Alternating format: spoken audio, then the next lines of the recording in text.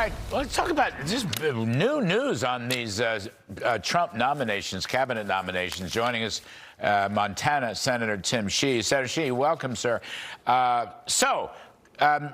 Cloture vote, Pete Hegseth passed it 51-49. Procedural vote cuts off debate. There'll be, I guess, a full confirmation vote tomorrow. Mitch McConnell stayed with him. He lost Susie Collins and Lisa Murkowski. You think Hegseth will make it on the floor vote, sir? Yes, I do. He'll make it through.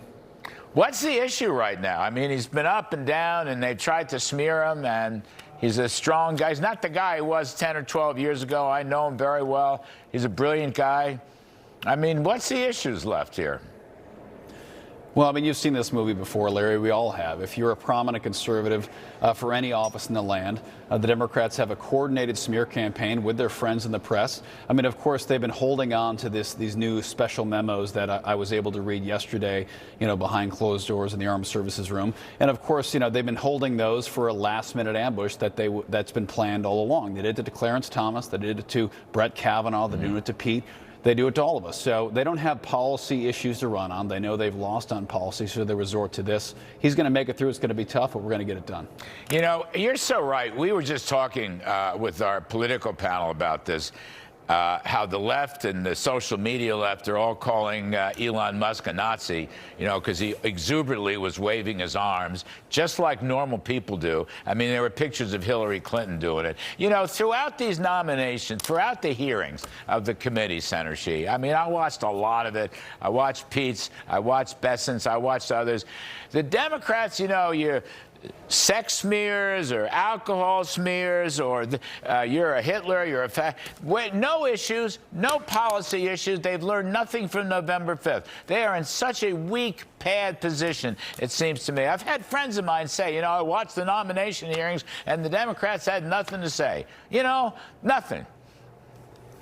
That's exactly right, and that's why they lost on November 5th, Larry. I mean, that is why. They have no message, and their message is if you disagree with them, you're a racist, you're a transphobe, right. You're a homophobe, you're a xenophobe, whatever it is, pick your phobia.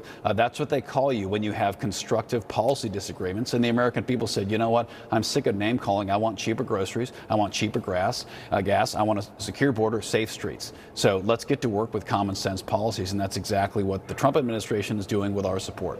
Couple other quickly. John Ratcliffe passed bipartisan vote. My friend Ratcliffe going to be CIA. I think that's terrific. How's Scott Bessent going to do, Senator Sheehy?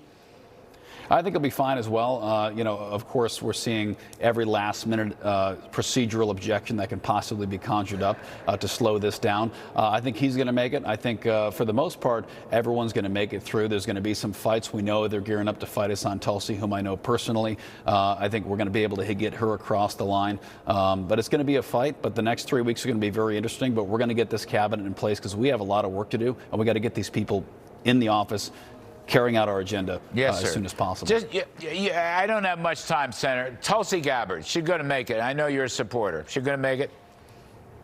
I hope she's going to make it. She's got my support. We're pushing for it. All right. Senator Sheehy, you're terrific, sir. Thank you for giving us your time. We appreciate it. Folks, I'll be right back with my last word.